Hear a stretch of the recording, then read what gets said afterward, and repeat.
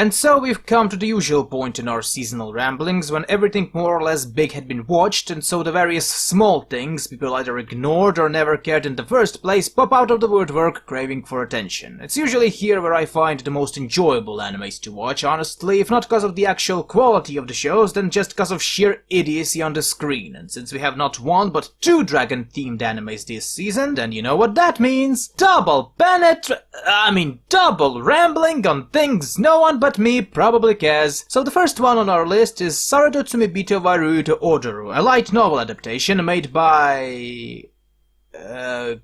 Creators of Mushibugyo, I think? In an urban fantasy setting, there are these two magic-wielding badasses that do magical badass things while passive-aggressively bickering with each other to the point of homoerotica, and while they're doing these badass things, they get involved into politics, or politics stumble into them. What's with these light novels and their obsession with politics recently? But yeah, there are also dragons, and politics, and swords that have very little sense, cause why bother making your magic wand a sword, but that's kinda the usual for these sorts of adaptations. Now check this out, you ready? Our main protagonist, this scrawny looking four-eyed motherfucker, is not only sassy but also has a girlfriend. And he has sex with her! Sometimes twice per episode. Shocking, I know. The graphics are kinda meh. It's not bad for a clearly middle-budget anime, but neither is it something that will blow your mind. The music is your typical JRPG bombastic soundtrack that you'll probably never bother to remember, though the sound editing is bad, as the opening music is clearly made louder than the rest of the anime, as well as some action scenes where the sound is quieter than it should, judging by the action. The biggest problem I had while watching this is that, one, for a show called Dances with Dragons, we only see 2-3 dragons, and that the characters for the most part act the same, making them distinct only by quirks alone, which if you aren't hooked by the political intrigue or the world building will make the show extremely boring and forgettable, and I personally would just prefer to read a wiki or the light novel itself rather than rewatch it again. Moving on, Hisamaso is an original work by Bones Studio, aka the Soul Eater and Full Metal Alchemist guys. The story is as follows. Japan has dragons. Dragons are hidden from the world because reasons. Dragons can't fly by themselves. Dragons eat girls and they control the dragon from its stomach. And so now Japan Air Self-Defense Force trains these girls as pilots because dragons can easily be camouflaged as a plane. If you think that what I just said is fucking retarded, then this show is probably not for you. Otherwise, we follow the story of Hisone, an incredibly dense deep pilot who's piloting Masotan, the big black dragon of the mutated lizard variety. And besides the average for these sorts of shows, themes like love, work, Japanese work ethics, and a cast of a try-hard, a lazy, a soft voice, and a good boy, the show's plot can be practically described as 3 episodes of introduction and 9 episodes of them beating a giant catfish to death. Though I may sound like I didn't like the show, and to tell you the truth, initially I indeed didn't like it, as the first 3 episodes were going kinda nowhere, after episode 4 the show started to pick up its pace and I genuinely started to have fun watching it. In contrast to Dances, here the graphics are deliberately cheap looking, though it goes well with the presentation and generally aren't unpleasant to look at, but what sealed the deal for me was the music. There aren't a lot of tracks for the show, and honestly half of them are the usual boring militaristic stuff, but the opening and ending are masterfully crafted, and the tracks they play when the characters are expressing their loves to dragons are not only pleasant to listen to, but also stylistically well designed. The biggest bad thing I can tell about the show is that the plot of it is honestly predictable, and the ending, while not the usual to be continued bullshit, is a bit lame for my tastes. And that's probably how I can sum up this show. It's not bad, and people who liked stuff like Little Witch Academia or A Place Further Than the Universe will enjoy watching it. However, for other people, this entire show will just be pissing about the place like a particularly bored streaker.